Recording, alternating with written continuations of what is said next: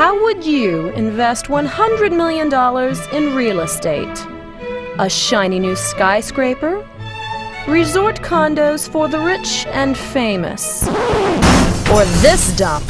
Can a small real estate development company prove the experts wrong by investing millions in rundown property? Will they turn a profit or just turn and run? This ain't Wall Street, this is your street. $100 million, 12 months, some of the worst property in America. Fasten your seatbelts, it's gonna be a bumpy ride as we go from worst to first. Hi, I'm Sarah Yankus. This week on Worst to First, is this property a diamond in the rough? Or is it destined to remain a chunk of coal? We'll find out right after this.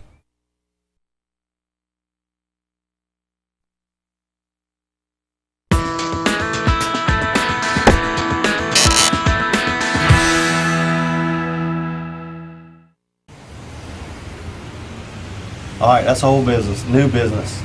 All right, you know, I spent the last 2 months dealing with Hal Cobb at RBC, trying to go ahead and get this thing secured, and we officially have our $100 million credit line. All right. Nice. Awesome. Good All right. job. That's fantastic. That's the good news. The good news is, after 2 years of begging, we got the $100 million. The bad news is, we've got to spend it in 12 months. Basically, we've got to buy it, reposition the asset, same thing we've been doing since 1991. That's fantastic. Ginger's got the database. You really got to I start do. I'm ready to cranking go with some it. stuff out. How many do you think we can start getting? I can buy 50 this month if you want me to. I mean, I'm ready to go. Okay, what? What type of What- properties? Well, I've got a lot of residential lined up, but then there's a couple commercial, Good projects. We multifamily got kind of some stuff that conversions. we've been looking Okay, at. Good. You know, the heat's turned up now, so Lori, you got to get these people to understand. She's got to understand it's Gotta be real up on the different. research. It's real different from selling it for a regular seller who's going to hold out for highest dollar. Right. We got to sell it. I mean, we got to flip these things in 30 and 60 days. So make sure she understands it's okay to leave money on the table. Okay. What do you think? I'm thrilled. Okay. I am. All right. Yeah. Can you be any more thrilled? Can you get a little more thrilled? Can you get a little I more just don't excited? feel like it's real. Oh, I know. That's exciting. You feel like it's Christmas? Yes. Yeah. Well, it's Christmas, but I'm the only one that signs on this, so. Yeah, if Richard we- somebody might be buying your house. Hey, yeah. Hey, at the end of the day, this is just 1 or 2 or 15 extra sales per month for the agents, depending on what area they got. But you know, this is everything I've ever worked for is on the line. So I mean, you know, I'm not a gambler, but I'm willing, as you guys know, to reinvest back in us and myself and what I believe in. And I've signed for everything I own on this. So this is all or nothing. We're either going to be working at Burger King or we're going to pull this off and we'll make history and end up on the front page of the Wall Street Journal.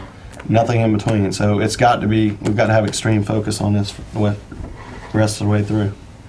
So do you think we can do it? Oh, no Oh, doubt. absolutely. That's what I've been waiting for my whole Awesome. life. This is So great. Way to go. Let's go. Yeah, Cool. that's great. Yeah, good It's going to be job. a great year. Very How busy. about a 1, 2, 3, hands in? 1, 2, 3. Oh, Go team. See, you would do it. You would cheer. Yeah, Oh, yeah. yeah, I wasn't a cheerleader, so you won't catch me dead with that. We have a lot of work to do.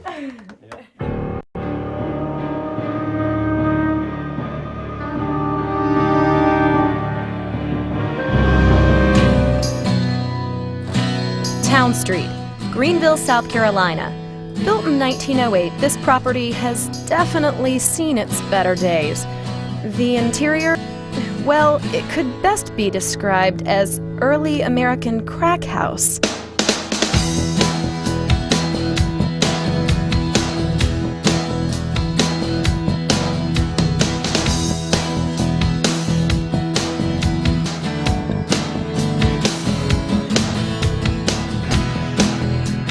First time I walked in, I thought, oh my gosh, what have I done?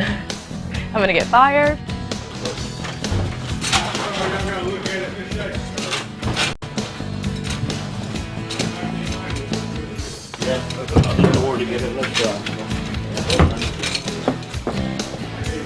Got a lot of cleaning up to do in here for sure.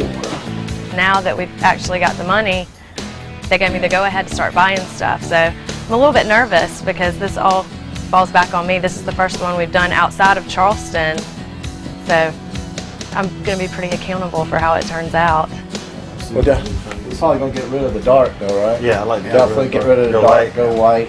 Well, would you entertain thought of bringing your interior decorator in to try to help with the colors? No? Do all this in-house. You all in the house? We've done it since 1987. Right. We don't need. This is what we do for a living. We have never done one yet where somebody didn't buy it the first day we finished. I mean, when it's done, it's worst to first, baby. Well, cosmetically, it was in shambles, you know. The walls were cracked up, the plaster has not been taken care of for 10 or 20 years, you know, the settling of the house and all the cracks all over the place, you know, it's just hadn't been taken care of. Structurally, the house was pretty sound, you know, that we didn't find a lot of structural damage, but just mostly cosmetic stuff from nobody taking care of for multi-years. It was just total mess, rats running all over the place. Anything you could think of, the worst, it was there. Ran across one and it scared the crap out of me. I mean, it was a nice sized rat. Are you kidding me? We had a pet rat around there. We called him Hermie. You know, every time you see him running around outside. It takes 2 weeks to get everything measured out together, pick out colors, get it gutted, get everything out of here.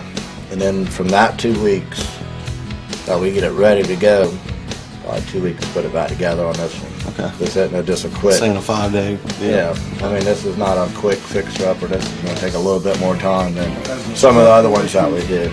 How many crew guys are we gonna need on this?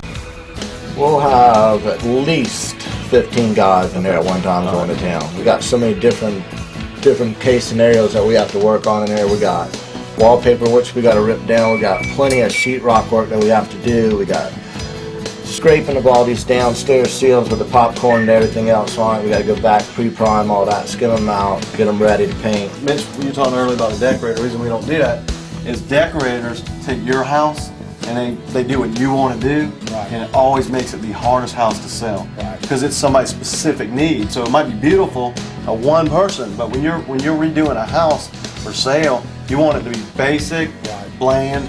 You want it to be clean and crisp.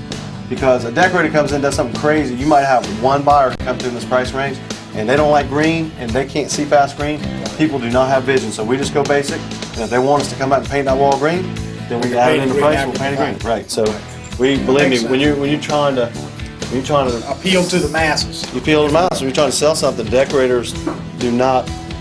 It's great drama to show all that, but you look at this from a month from now, and it'll be even better drama, and it'll be basic. It'll appeal to most people in this price range. Well, it is called worst to first, and they definitely have the worst part down. So Team Trademark makes a bid on the house, and they get it for $86,000. Heck of a deal, right? Right? We'll find out after this.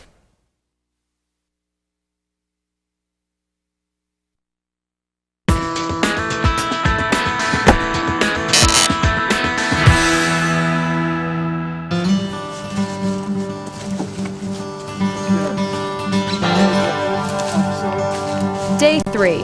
After removing enough trash to start our own landfill, we called in the magicians, the contractors, carpenters, and painters who would turn our dream into a reality, or perhaps confirm that this dream was really a nightmare. Our goal? Total restoration in just 5 weeks. On the approach to it, walking up to the house, you really couldn't tell what was going to be inside. I mean, it was a whole different ball game from looking at front to back. But approaching the house, it was pretty cool. You could tell it had a lot of potential for landscaping reasons. When you walked in, it was big open rooms, but you could tell the house had a whole lot of potential being where it was at, location, the size, the room. This is an old house, and it's a great asset, great construction. Back then, they knew what they were doing. They took their time, but it's been neglected. We need to go ahead and get this thing put back together. Stuff like this, you want to do it right the first time. This is something that's not going to come out. We're not just looking to put paint on top of that. We want to do it right. Where it feels cracks. We want to protect the integrity of the original plaster. You put the mud on, then you pull your tape tight, it forces that mud down into the crack. And at the end of the day, it'll add a lot more character to it when we get it put back together. This will be skimmed over again with another thin coat of mud, sand it out. And this will never go away and be perfectly flush, but it will give you the character, like Richard said, on the wall. People like that. From coats of paint, never know it was there.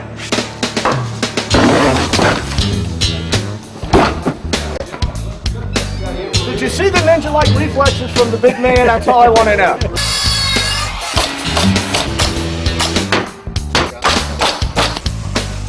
We're going to, I think we're actually going to use all that brick. This roof has been probably about 5 years old. Okay. We just want to change the colors to go with everything else we got going on there.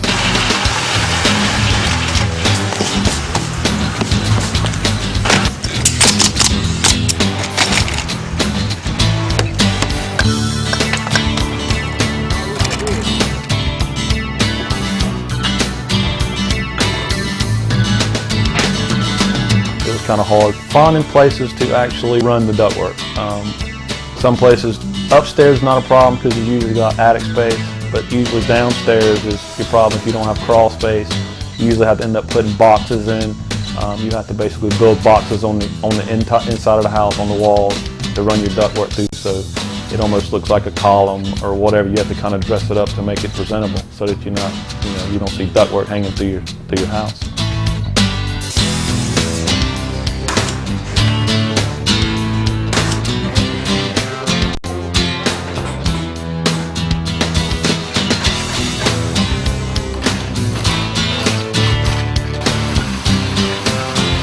This is our base color. This was going to be our highlight color. So like on that is going here. The body of the house is this, and this is going to be our trim color. So where you see white, you would see the cream. Okay. There you see the body of the house.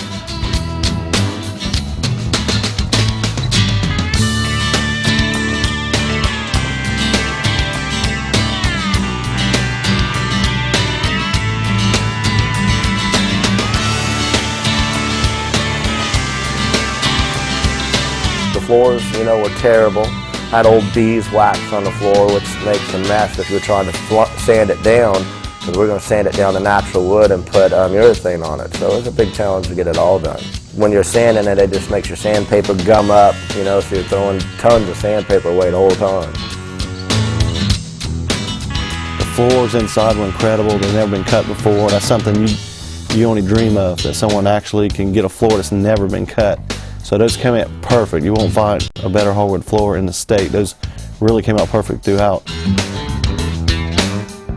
The kitchen was a big challenge. They had an old torn down kitchen, cabinets with a lot of age on them, falling apart. So we just tore the whole kitchen out and started over, put all new cabinets in there. We got somebody to come in there and lay out the kitchen exactly the way it should look. I'd say the hardest one was the kitchen cabinets, because the house being so old, the floors weren't perfectly level, so we had to shim cabinets up and kind of work with the floor and the walls. The walls were out of line.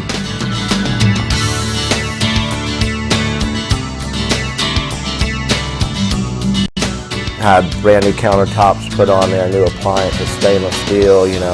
Kitchen really looked nice when it was done. I mean, it's a big plus for that house.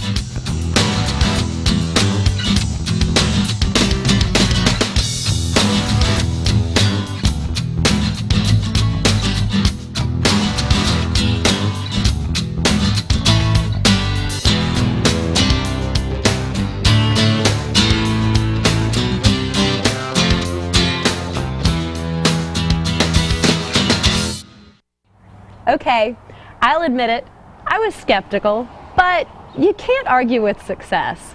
Up next, we're going to show you some before and after pictures, and now comes the hard part. We've got this asset. What should we sell it for? What do you think? Go ahead. I started out at $349. After looking at everything else on the street, I kind of changed my mind and went to $395, and I'm not positive I'm right about that. All right.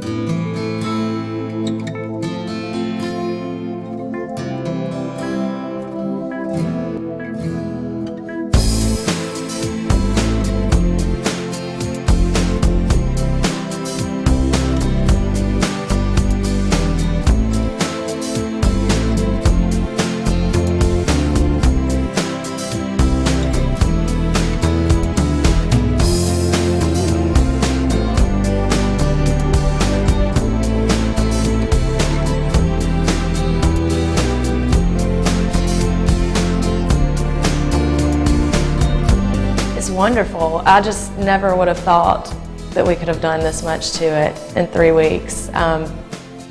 Just the paint, everything, it just totally cleaned up. Very dramatic. Before the walls were pink, there was a Christmas tree in this room with vines growing out the windows. You just never would have thought. I knew it would turn out nice. I never would have thought it would have turned out this nice. Oh, I'm very proud of it. That is one phenomenal looking house. I mean, it's just got a lot of character to it. You know, it's still got its older character parts of the house, but still some of the newer parts that bring it out. And you know, when you walk in there, it's a happy house to walk into.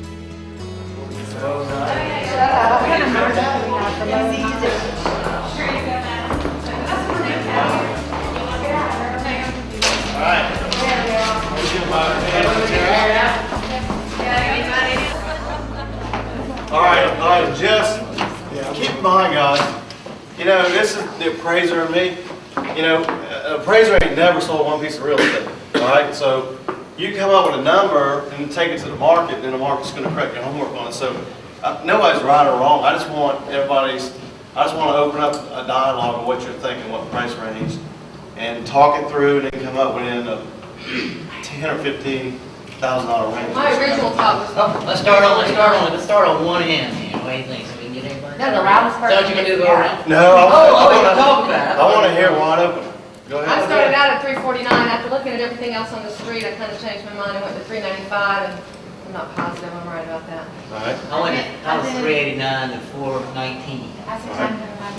And I did 349 to 379. All right. Depending on how 330 to 360. All right. Well, I kind of feel like that might be a little bit low. Well, it hasn't sold yet. You might be right.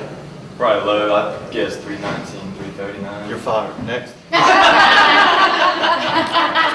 Oh, yeah, geez. That is one on camera. That is.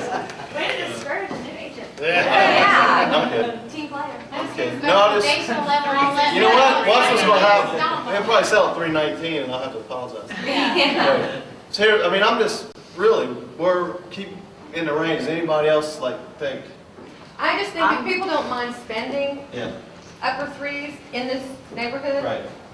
this house ought to be able to get it. Right.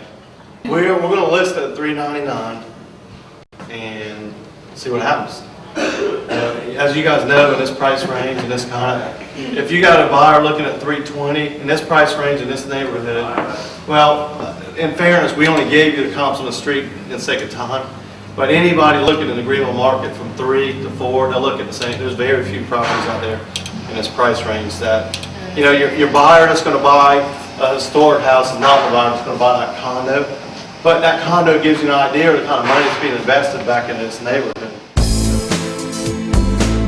At 96 years old, the old broad looks pretty good. And with the modern updates, she's better than ever. The asking price is set at $399,000. Within 24 hours, there is an offer on the table for $300,000. But the Trademark Group decides to hold out for more. The final selling price? $319,000. Sound familiar? Probably low. I guess 319, 339. You're fired. Next. You heard the agents say basically anywhere from 359 to 399, except our boy Golden, who's obviously turned into a golden boy because his first one he's ever priced for us, that's exactly what we sold it for, 319. So he's either real lucky or got the golden Midas touch or whatever. But so we're happy. If we would have listed that for somebody else, we held out for what it was worth. Probably wouldn't have taken anything less than 350, 375, but we got a quick buck, 319. That's what we're set up for. We're built for speed. We just want to go ahead and get in, get out, and go home. So 319, and it really works out very well. You've got a house in the neighborhood that's fixed up. The people that are buying it have a large amount of equity in it right out the bat, so it's really win-win. We've taken an asset and put it back into its original state, and the owner is ecstatic because they know they got a very good deal on a very good house, and it's really win-win for the whole community. So, we invested $186,000 and sold for $319,000 for a profit of $133,000 in just 2 months. Hey, Wall Street, are you getting nervous yet? Quick turnaround, nice profit, and we saved a beautiful old home for another generation. Can't beat that. Join us next week as we bring another home from worst to first. And remember, if there's a house in your neighborhood that's bringing down property values but has great potential, let us know about it. It might just become another success story on Worst to First.